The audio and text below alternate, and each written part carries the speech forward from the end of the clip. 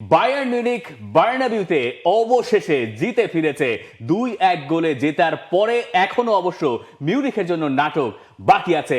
Manuel নয়ার ওই ম্যাচের নায়ক, তিনি হয়েছেন ম্যান অফ দ্য ম্যাচ এবং ম্যানুয়েল নয়ারেই আটকে গেছে রিয়াল মাদ্রিদ। ম্যাচ শেষে ম্যানুয়েল নয়ার বলছেন যে তিনি জানেন এখনো এক লেগের খেলা বাকি আছে। রোমাঞ্চ এই ম্যাচে কি করে ছড়িয়েছে সেটা এইখানে। Shots on target, ball position অথবা বিগ চান্সেস, এই জায়গায় দুই দলের হাড্ডাহাড্ডি লড়াই দেখলে আপনি খুব স্বাভাবিকভাবে বুঝতে পারবেন যে ম্যাচটা আমাদেরকে এক মুহূর্তের জন্য বিশ্রাম দেয় নাই। দেখেন, স্কোর লাইনটা যেটা আছে এটা বায়ার্ন মিউনিকের সাইড থেকে সেটা আরো বাড়তেও পারতো, সেটা যে বাড়ে নাই এইটার আফসোস এখন বায়ার্ন মিউনিক করতে পারে। সব মশার বিরুদ্ধে সুরক্ষা দিতে এলো বসুন্ধরা এক্সট্রিম অ্যারোসল, মশার বিরুদ্ধে এক্সট্রিম সুরক্ষা। আবার অন্য দিক থেকে যদি আপনি পাল্টা হিসেব করেন, সেই জায়গায় দেখবেন ম্যানুয়েল নয়ার তিনি যে অবিশ্বাস্য একটা পারফরমেন্স করেছেন, তারপর সেটা বায়ার্ন মিউনিককে হেল্প করবে সেকেন্ড লেগের আগে, সেটাও কিন্তু আসলে বায়ার্ন মিউনিকের ফ্যান তারা জানে রিয়াল মাদ্রিদ কেমন ভয়ঙ্কর হতে পারে তা আমাদের জানা ছিল। ওরা অনেক সুযোগ তৈরি করেছে, অ্যাওয়েতে জয় পেয়ে আমরা আনন্দিত, কিন্তু আমরা জানি যে মিউনিকে কাজটা কঠিন হবে। বিশ্বকাপ খেলার ব্যাপারে আগেও অনেক কথা হয়েছে, এই নিয়ে কথা শেষ। এখন বায়ার্নকে নিয়ে মৌসুম শেষ করাই পরিকল্পনা। দুইটা পয়েন্ট এখানে। এক, দিন শেষে সেকেন্ড লেগটা রিয়াল মাদ্রিদ অ্যাওয়ে ম্যাচ খেলবে, ফাইন, কিন্তু অ্যাওয়ে ম্যাচের গোল ডিফারেন্সটা কিন্তু মাত্র 1 এবং ওই জায়গাতেই খেলাটায় রিয়াল মাদ্রিদ ফিরেছে। যখন কিলিয়ান এমবাপ্পে সেকেন্ড হাফে গোল করেছেন, ওখানেই ম্যাচের মোড়টা ঘুরেছে। এর আগ পর্যন্ত it was all about Bayern Munich. Although Manuel নয়ারকে সময়ে সময়ে অনেকগুলো সেভ করতে হয়েছে, যেটা তার দলকে ম্যাচে টিকিয়ে রেখেছিল। ম্যাচের শুরু থেকে যদি আমরা আসি, রিয়াল মাদ্রিদ যে 11 নিয়ে বায়ার্ন মিউনিখের সঙ্গে খেলতে নামলো, এটা মোটামুটি আমরা প্রেডিক্ট করতে পেরেছিলাম। ঠিক তাই তারা করেছে এবং তাই নামিয়েছে। কিন্তু বায়ার্ন মিউনিখ যেভাবে বার্নাবিউতে দাপট দেখাচ্ছিল, তাতে রিয়াল মাদ্রিদ কাউন্টার অ্যাটাকে খেলতে বাধ্য হচ্ছিল। এবং কাউন্টার অ্যাটাকগুলো কিরকম? আপনি বল পাবেন, আপনি কিলিয়ান এমবাপ্পেকে খুঁজবেন অথবা ভিনিসিয়াস জুনিয়রকে খুঁজবেন, তারা ওই জায়গায় ডিফেন্স লাইনের পেছনে গিয়ে ম্যানুয়েল নয়ারের সঙ্গে 1v1 সিচুয়েশন তৈরি করতে পারেন, অথবা সাইড থেকে আসতে পারেন, অথবা একটা কাটব্যাক করবেন। এরপরে ম্যানুয়েল নয়ারের দায়িত্ব। নয়ার প্রত্যেকটা জায়গায় পাস মার্ক পেয়ে গেছেন। এমনকি সেকেন্ড হাফে একটা সিচুয়েশনের কথা আমরা বলতেই পারি যে ভিনিসিয়াস জুনিয়র যখন একেবারে ফাঁকায়, গোলবার ফাঁকা, সামনে কেবল গোলকিপার আর উপামেকানো করেছেন ভুল। ভিনিসিয়াস ভেবেছেন তিনি গোল করবেন, দলকে ম্যাচে ফেরাবেন, তখন 2-0 গোলে রিয়াল মাদ্রিদ পিছিয়ে আছে।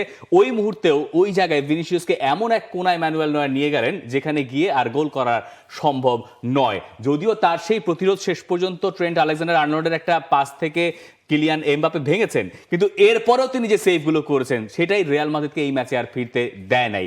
বায়ার্ন মিউনিখ এই ম্যাচে যেভাবে ডমিনেট করেছে, তাতে আপনি যেটা বলছিলেন যে 2 গোল 3 গোল 4 গোল তারা এখানে দিতেই পারতো।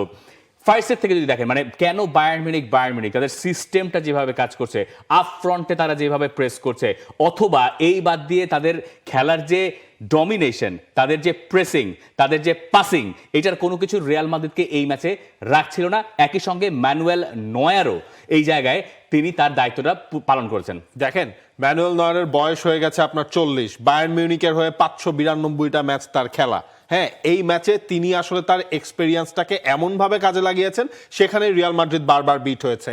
আর রিয়াল লাকি যে তারা ফার্স্ট হাফে আপনার হচ্ছে গিয়ে ওইভাবে তাদের গোল কনসিড করতে হয়নি। কারেরাস হচ্ছে গিয়ে আপনার একটা গোল লাইন ক্লিয়ারেন্স সেখানে করলেন। তারপরও আপনি একটা জিনিস যদি খেয়াল করেন, বায়ার্ন মিউনিকের প্রেসের এগেনস্টে রিয়াল কিন্তু শুরু থেকে আসলে খাপ ছাড়া ছিল। ইনফ্যাক্ট রিয়াল যখন বিল্ড আপটা শুরু করতে যাচ্ছিল, বা অনেকগুলা সিকোয়েন্স ধরে ধরে রিয়াল মাদ্রিদ যখন এগোতে যাচ্ছে, তখন কিন্তু তারা ওই বিল্ড আপের সময় তারা নিজেদের বলটা আসলে লুজ করে ফেলছে। থিয়াগোকে কালকে আমরা দেখেছি হচ্ছে চাপে পড়ে তিনি বেশ কয়েকবার বল লুজ করেছেন, গোল করতে হয়। কারেরাস হচ্ছে কি আপনার বারবার ওই পাশটায় ওলিজের কাছে আসলে বিট হচ্ছিলেন। এই জিনিসগুলোই রিয়াল মাদ্রিদের ফার্স্ট হাফের মানে পুরোপুরি তাদের এগেইনস্টে চলে গেছে। যেই গোলটা হয়েছে সেই গোলটার ক্রেডিট হচ্ছে গিয়ে লুইস দিয়াজের। দিয়াজ যেভাবে আসলে ফিনিশ করেছেন।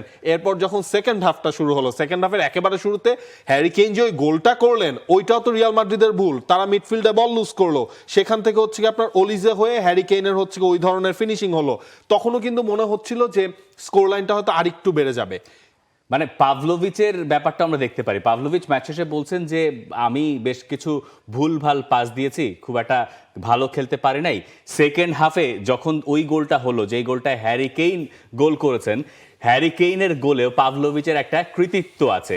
এবং হ্যারি কেইনের গোলটার পরে এইটা মোটামুটি পরিষ্কার যে রিয়াল মাদ্রিদের এই ম্যাচে ফিরতে হলে জয়ের দিকে তারা হয়তো যেতে পারবে না, ম্যাক্সিমাম তারা হয়তো এই ম্যাচে ড্র করতে পারবে। কিন্তু ম্যাচ শেষে আবার আলভারো আরবেলোয়া যে আত্মবিশ্বাস দেখাচ্ছেন, আমি জানি না এই আত্মবিশ্বাস তার কতখানি কাজে লাগবে। তিনি বলছেন যে রিয়াল মাদ্রিদ তারা হয়তো হেরেছে, কিন্তু এই রিয়াল মাদ্রিদের পক্ষে যে কোনোভাবে এই ম্যাচ জেতা এখনো সম্ভব।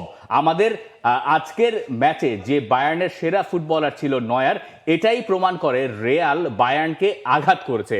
ড্রেসিং রুমে তো এখন সবাই বিশ্বাস করে যে মিউনিখে জিতে ফেরা সম্ভব। আমার কাছে মনে হয় আরবেলোয়া একটু বেশি কনফিডেন্ট, মানে এত আত্মবিশ্বাস কোত্থেকে আসছে আমি জানি না। কারণ বায়ার্ন মিউনিখের কাছে তারা একরকম কিছু কিছু পর্যায়ে মানে শিশু সুলভ খেলাও তাদেরকে খেলতে হয়েছে।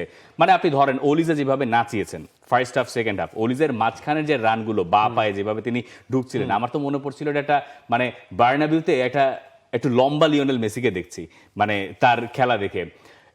দিয়াজকে আপনি আটকাতে পারছেন না। হ্যারি কেইন বক্সের বাইরে থেকে গোল করে দিয়েছেন। হ্যারি কেইন যখন ড্রপ করছেন তখন তাকে কেউ ট্র্যাক করছেন না। এবং এইখানে একটা রিয়ালের গলদ আমার কাছে মনে হয়েছে বারবার রিয়ালকে কিছু কিছু সময় ভুগিয়েছে। এবং নিচে নেমে এসে তিনি ওইখান থেকে বল ডিস্ট্রিবিউট করেছেন, যেটা রিয়াল মাদ্রিদকে আরও বারবার বিপদে ফেলেছে। হুইজেন হয়তো ভালো করেছেন, রুডিগার হয়তো ভালো করেছেন, কিন্তু কারেরাস তো ওই অর্থে ভালো করতে পারেন নাই। বা ট্রেন্ট আলেকজান্ডার-আর্নল্ড তো সামনে ভালো করেছেন, কিন্তু পেছনে অত বেশি ভালো করতে পারেন নাই। মিডফিল্ডে যদি চিন্তা করেন বায়ার্ন মিউনিখ সেটাও ডমিনেট করেছে। আর ডিফেন্সে একমাত্র উইকলিং ছিল হয়তো উপামেকানো। এই ছাড়া বায়ার্নের আমি তেমন কোনো উইকলিংকে এই ম্যাচে খুঁজে পাই নাই। আর নয়ার তো নয়ারই। দেখেন, যখন জুড বেলিংহাম নামলেন এরপর কিন্তু রিয়াল মাদ্রিদের হচ্ছে গিয়ে প্রেস রেসিস্টেন্সিটা আসলে বেড়েছে। রিয়াল মাদ্রিদের ফরওয়ার্ড মানে একটা প্ল্যানিং এর মধ্যে দিয়ে রিয়াল মাদ্রিদ ছিল, সেই জিনিসটা আসলে ফুটে উঠেছে। সেইটা সেকেন্ড লেগটায় হয়তো বা আরবেলোয়া চাইবেন বেলিংহামের এই ক্যারেক্টারিস্টিক্স গুলোর কারণে, কারণ ওইটা হয়ে যাচ্ছে রিয়াল মাদ্রিদের ডু অর ডাই ম্যাচ, এর মধ্যে তাদের খেলতে হবে অ্যাওয়ে মাঠে যেয়ে, তো ওইটা হয়তো বা তিনি কাজে লাগাতে চাইবেন। কিন্তু আবার এইটাও আপনি দেখেন রিয়াল মাদ্রিদের কালকে হলুদ কার্ড যে খেলেন চুয়ামেনি, কিন্তু আপনার হচ্ছে নেক্সট ম্যাচটা তিনি খেলতে পারবেন না, সেকেন্ড লেগ তিনি মিস করে ফেলেছেন। সুতরাং এটাও তো হচ্ছে একটা মাথার মধ্যে থাকতে হবে আরবেলোয়ার। হ্যাঁ, এখন হচ্ছে আপনার যখন রিয়াল মাদ্রিদ ওই গোলটা করলেন, কিলিয়ান এমবাপ্পে যখন তিনি তার গোলটা সে করলেন, এরপর কি হচ্ছে রিয়াল মাদ্রিদের মধ্যে ওই কনফিডেন্সটা কিন্তু দেখা গেছে পুরো সান্তিয়াগো বার্নাবেউর মধ্যে, ওই কনফিডেন্সটা দেখা গেছে না এই ম্যাচেও আসলে ম্যাচটা ড্র করা সম্ভব, এই ম্যাচে হয়নি। নেক্সট ম্যাচ আমার মনে হয় বায়ার্ন মিউনিখের লসটা আসলে সবচেয়ে বেশি হলো গোল ডিফারেন্সটা, যেটা শুরুতে বলছিলাম মাত্র 1। যদি আসলে 2 গোল বা 3-0 স্কোর লাইনটা হতো, সেইটা বায়ার্ন মিউনিখকে অনেক অনেক বেশি আসলে সাপোর্ট দিত সেকেন্ড লেগ। তবে বায়ার্নের জন্য এই জয়টাকে আমি বলবো যে একটা একরকম মানে স্টেটমেন্ট। আপনি 12 বছর পরে আপনি বায়ার্ন, 12 বছর না 14 বছর পর আপনি হারিয়েছেন, একটা গেরো আপনি খুলেছেন। এবং সবশেষ আপনি যখন এইভাবে রিয়াল মাদ্রিদকে বার্নাবিউতে হারিয়েছেন, তখন আপনি আলটিমেটলি গিয়ে চ্যাম্পিয়ন্স লিগটাও নিতে পেরেছেন। এবং বায়ার্নের এই সুযোগটা এবার এসছে, মানে আপনি যদি লজিক্যালি চিন্তা করেন, আমার কাছে ওইটা মনে হচ্ছে, আগের দিন আমরা বলছিলাম যে লজিক্যালি এই ম্যাচে কোনোভাবে রিয়াল মাদ্রিদ জেতা উচিত না, জেতা উচিত বায়ার্ন মিউনিখের। এবং বায়ার্ন মিউনিখ সেই কাজটা করেছে। হয়তো তাদের স্কোর লাইনটা আরো বেশি বাড়তে পারতো, কিন্তু দেন এগেইন দলটার নাম তো রিয়াল মাদ্রিদ, এই কম্পিটিশনের সবচেয়ে সাকসেসফুল টিম। তাদেরকে যোগ্য সম্মানটাই ভিনসেন্ট কোম্পানি দিয়েছেন।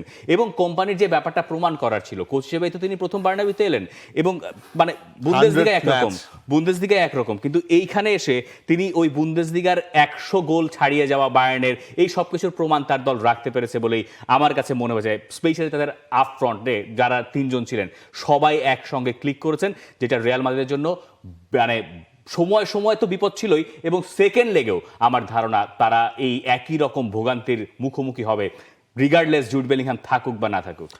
সে কারণে রিয়াল মাদ্রিদ এখন চাইছে অ্যালিয়ান্স অ্যারেনায় তারা হচ্ছে একটা কামব্যাক করবে, সেটাও আসলে সম্ভব, সেটাও আমাদের বিশ্বাস করতে হবে, মনে রাখতে হবে। দেখা যাক রিয়াল মাদ্রিদের সেই কামব্যাকটা আসলে অ্যালিয়ান্স অ্যারেনায় হয় কিনা।